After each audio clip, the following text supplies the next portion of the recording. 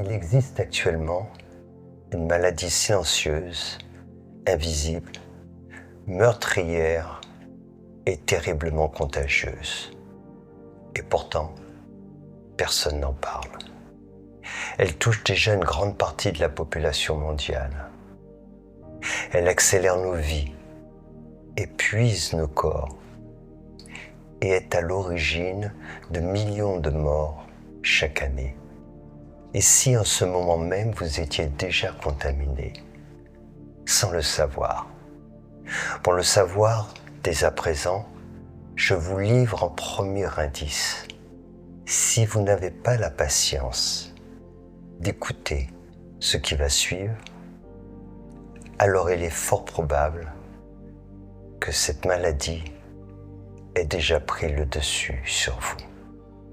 Dans cette vidéo, je vous révélerai le remède qui pourra vous guérir.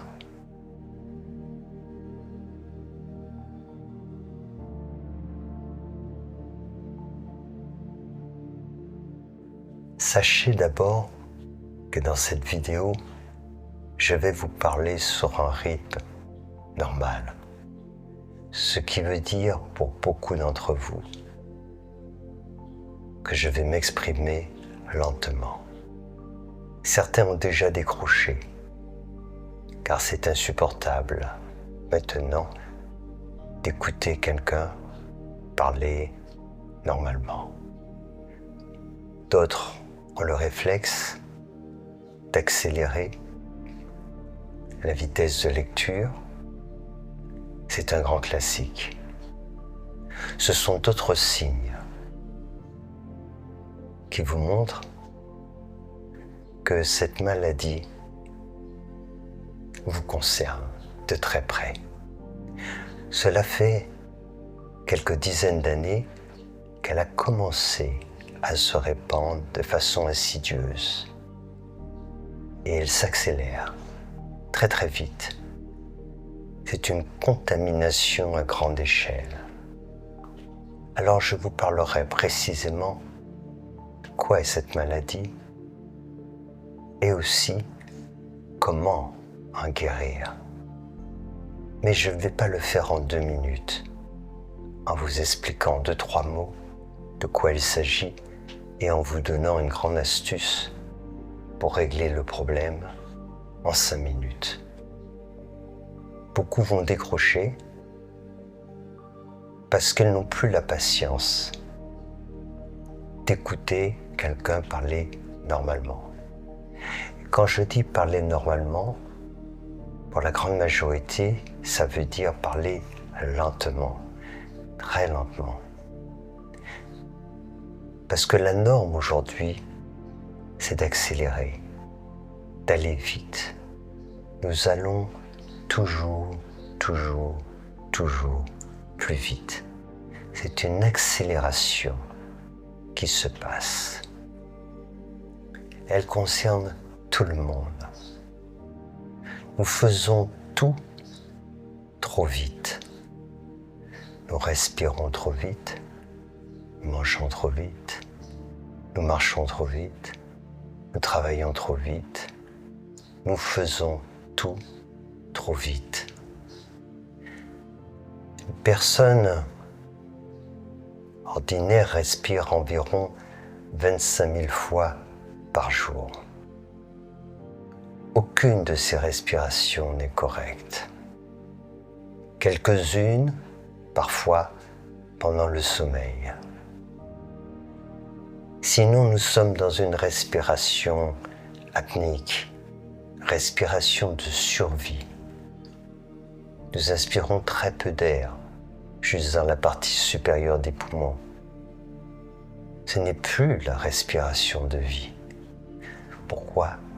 Parce que même pour un acte aussi vital, nous ne prenons plus le temps de respirer. Et quand on ne prend plus le temps de respirer, cela veut dire qu'on ne prend plus le temps de vivre, qu'on est en décalage. Juste une petite expérience. Je vais respirer devant vous comme ceci. Essayez de faire pareil que moi.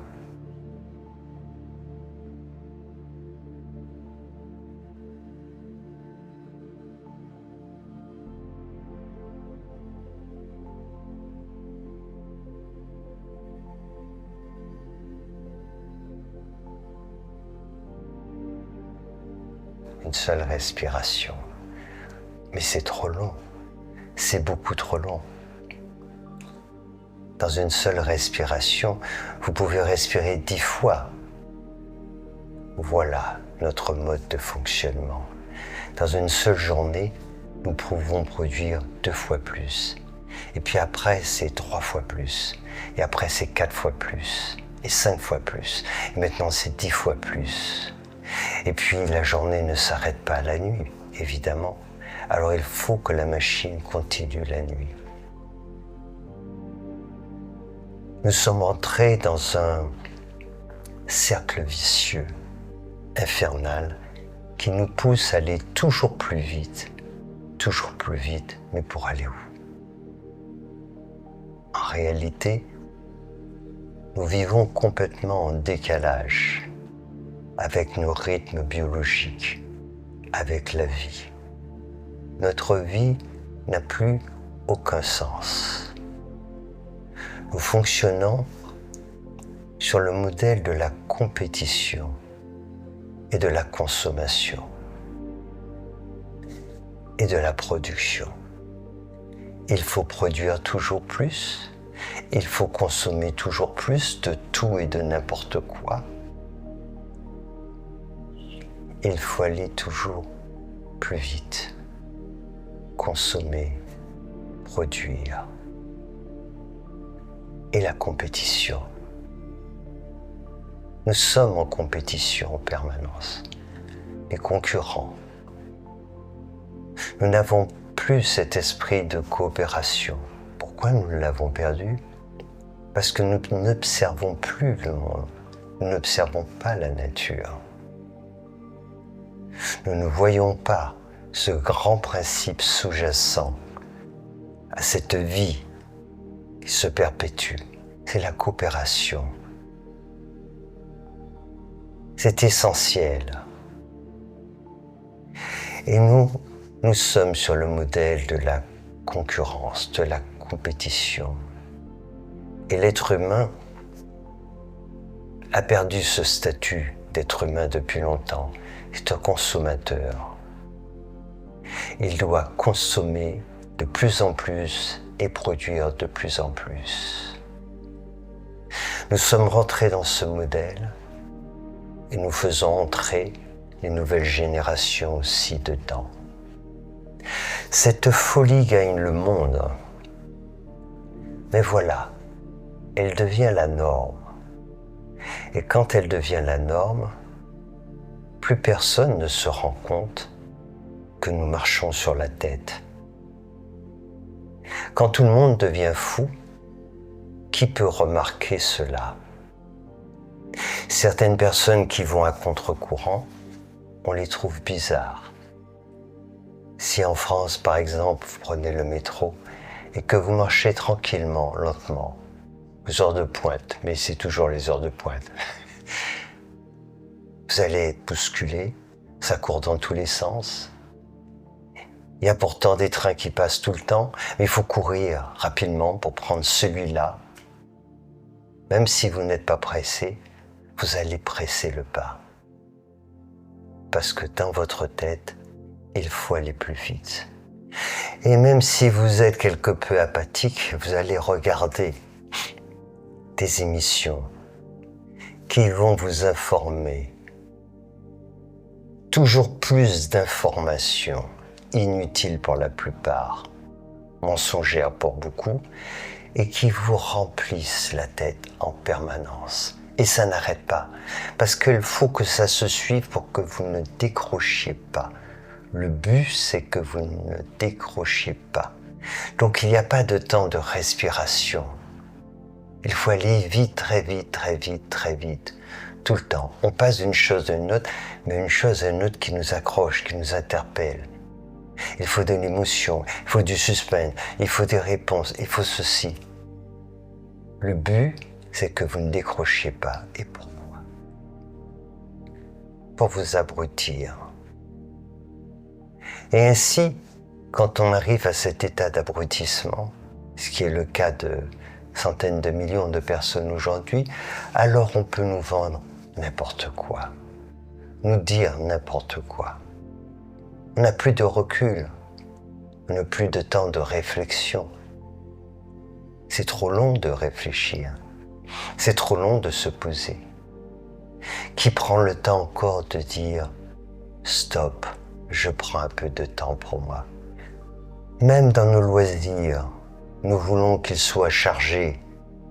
Il faut s'occuper, il faut utiliser ce temps libre pour le remplir d'activités. Nous avons quitté la vie et nous n'entendons pas cet appel au secours de notre âme qui nous dit « ralentis, ralentis, ralentis ». Nous faisons tout le contraire, puisque la société nous dit il faut aller plus vite, plus vite, plus vite. Il faut produire, il faut consommer. Vous achetez un téléphone aujourd'hui, un smartphone. S'il a de 3 ans, de 4 ans, comment se fait-il? Qu'est-ce qui vous est arrivé? Il faut le changer tous les ans maintenant. Et tout est ainsi. Tout est ainsi. Et ceux qui produisent aujourd'hui ne produisent pas parce qu'il y a quelque chose de nouveau, d'intéressant, etc. Non, parce qu'ils doivent produire. Donc il faut qu'ils sortent quelque chose, et peu importe ce que l'on sort, il faut chaque année sortir quelque chose, et parfois plusieurs fois par an. Créer de la nouveauté pour que les personnes consomment un peu plus. Voilà le monde dans lequel nous vivons. Et cette folie meurtrière, c'est cette vitesse effrénée qui fait que ça a des répercussions évidemment sur notre santé, sur tout notre système cardiovasculaire. Le cœur s'accélère, notre tension artérielle, pareil, elle s'élève. Et nous sommes dans un fonctionnement, sans s'en rendre compte, de stress permanent. Parce qu'il faut toujours en faire plus. Ce n'est pas suffisant. Avec notre mental qui devient de plus en plus fou. Parce que nous ne prenons plus ces temps de pause. Nous avons besoin, de façon impérieuse, de nous poser. Les seuls moments de répit que nous avons et de ressourcement, pour la grande majorité d'entre nous, c'est dans le sommeil profond. Notre sommeil paradoxal est très perturbé, beaucoup de rêves qui nous dérangent, qui nous perturbent. Le sommeil profond permet l'extinction des pensées. Et c'est pendant ces moments qui deviennent de plus en plus courts que nous rechargeons nos batteries. Mais pour faire quoi après? Pour repartir de plus belle.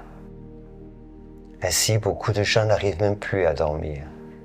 Ils sont obligés de prendre des médicaments pour pouvoir être dans ce sommeil profond et cesser de penser à hier, à demain, à ce qu'ils auraient dû faire la veille, etc. et ce qu'ils devront faire aujourd'hui. Nous n'accordons aucune importance à ce qui est primordial, c'est-à-dire prendre le temps d'observer, d'écouter, de parler, de respirer, de manger, de travailler, de se reposer, de méditer. La méditation est essentielle car elle calme le mental. Et quand on calme le mental, on réalise que la plupart des choses que nous faisons chaque jour, nous les faisons mal. Et de plus, elles sont inutiles. Plus nous prenons du recul et plus nous réalisons que nous gaspillons notre vie à des choses futiles. Alors que ce temps est si précieux, ce temps qui nous est accordé et qui passe très vite, au lieu de le perdre à faire des choses inutiles, à être sans cesse dans des pensées qui ne mènent à rien, si nous consacrions plus de temps à découvrir qui nous sommes réellement, ce qui demande de nous poser, de faire un travail d'introspection, d'observer la nature, de cesser de la perturber, d'apprendre d'elle, alors cela changerait tout.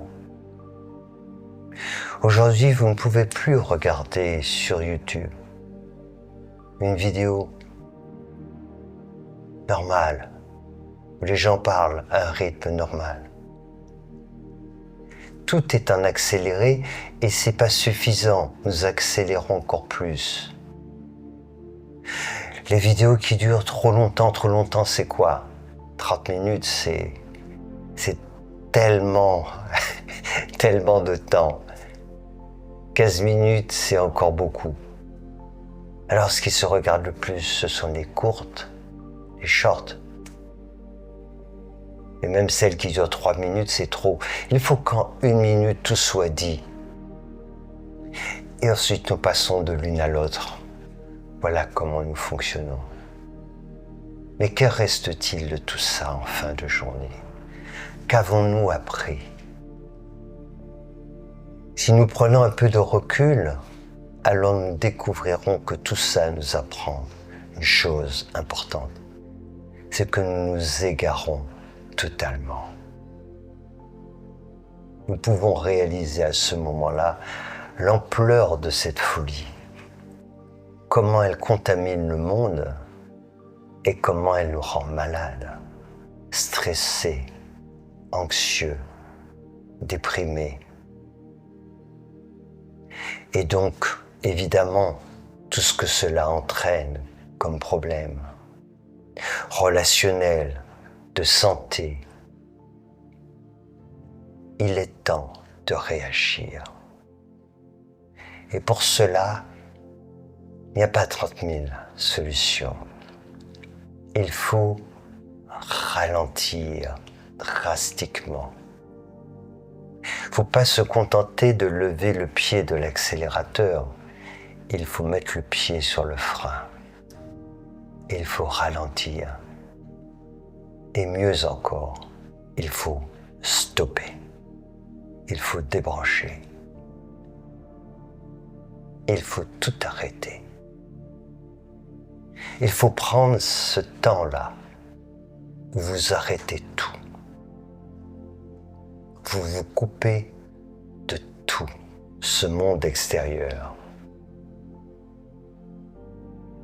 Marchez simplement, si vous le pouvez, dans la nature, une forêt, un pré, peu importe. Ne soyez attentifs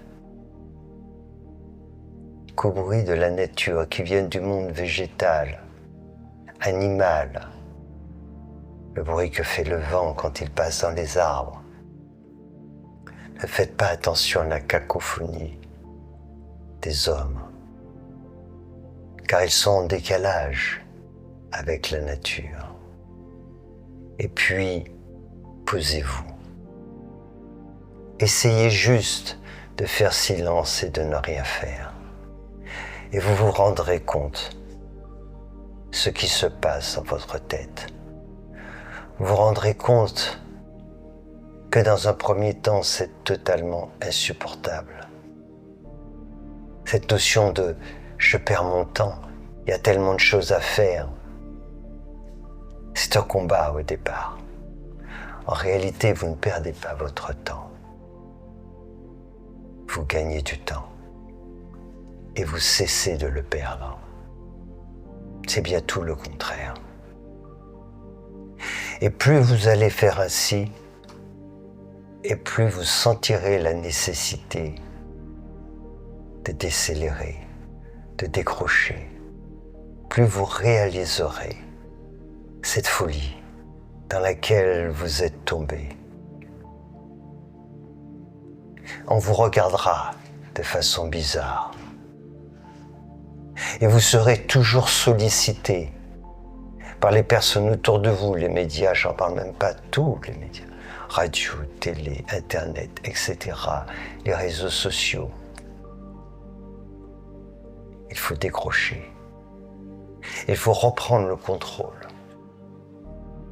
Et à des moments que vous décidez, alors vous pouvez vous intéresser à certaines choses, mais d'une façon différente. Ne vous laissez pas imposer ce que vous n'avez pas décidé, vous, de voir, ni le rythme qu'on vous impose. Quand je regarde certaines vidéos que je choisis minutieusement, la première chose que je fais, je diminue. Avant, on n'avait pas la possibilité de diminuer la vitesse de lecture. On ne pouvait que l'augmenter. Maintenant, YouTube donne cette possibilité. Je la mets à moins 70. Pour des gens qui parlent normalement au départ, il y a les gens qui sont déjà dans un fonctionnement, ils parlent très vite, et la vidéo est déjà en accéléré. Alors cela, il faut descendre à moins 20. Mais je ne m'y intéresse pas généralement. Et pour ceux qui parlent déjà normalement, on accélère d'office pour habituer les personnes. Et puis en même temps, comme elles sont déjà tellement habituées à aller vite, que si elles écoutent quelqu'un qui parle, son rythme normal, ça devient insupportable, on décroche. Beaucoup de personnes ont déjà décroché, ne vont pas regarder cette vidéo jusqu'au bout. Ils ne peuvent pas. La maladie les a contaminés. Ils n'y arrivent plus. Prendre le temps de respirer. Rappelez-vous de cela. Nous ne respirons plus normalement. La vraie respiration, c'est la respiration par le ventre. On se détend, on se relâche, on étire le diaphragme pour déployer ses poumons. Mais nous faisons tout le contraire 25 000 fois par jour. Nous inspirons juste un petit peu d'air dans la partie supérieure des poumons. Et nous avons toujours là le diaphragme bien tendu. Stimule le troisième chakra, le mental. Et nous sommes en guerre. Avant même de nous réveiller, c'est parti. Et nous sommes épuisés le soir. Et tout ça pourquoi? Tout ça pourquoi? C'est ce que les gens réalisent, crépuscule de leur vie. Que se passe-t-il? Ils ont fait toutes ces choses, qu'en reste-t-il? Que reste-t-il de tout ça? Et ces biens de consommation, quelle importance? Et quand ils partiront avec quoi? Rien de tout cela. Je vous convie à réagir pendant qu'il est temps. Parce que ça ne va pas s'arrêter. Ça va continuer à s'accélérer. Ça va donc créer de plus en plus de maladies et ça ne pose aucun problème puisqu'il nous faut consommer toujours plus, donc consommer plus de médicaments, évidemment, aussi. Et entre la malbouffe et notre mode de vie, évidemment, nous allons consommer des médicaments. Et pas que cela.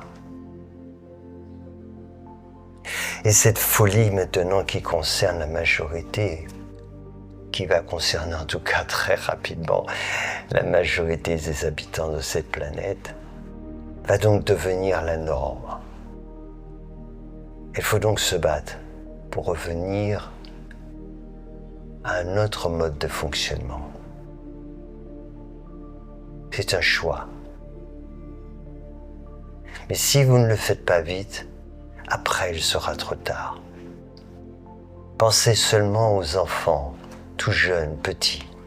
Ils ont déjà 3 ans, 4 ans. Ils ont un smartphone, ils regardent des jeux, etc. Que vont-ils devenir?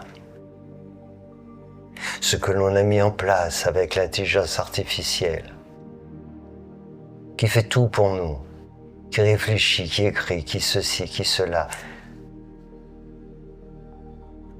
que va devenir l'être humain? Tout ce qui est mis en place n'a qu'un objectif, c'est prendre le pouvoir. C'est cela en réalité. Les êtres humains sont omnibulés par cela. Posséder du bien matériel, prendre le pouvoir sur l'autre, dominer, c'est cela. Mais vous pouvez sortir de ce piège, à condition d'en prendre conscience et de réagir fort et tout de suite. Il faut ralentir, il faut que vous soyez certain de faire vos choix et pour cela, il faut stopper, il faut se reconnecter à soi-même, à la nature. Et quand vous aurez fait cela, alors vous réaliserez la folie dans laquelle vous étiez. Et là, vous pourrez commencer à en sortir.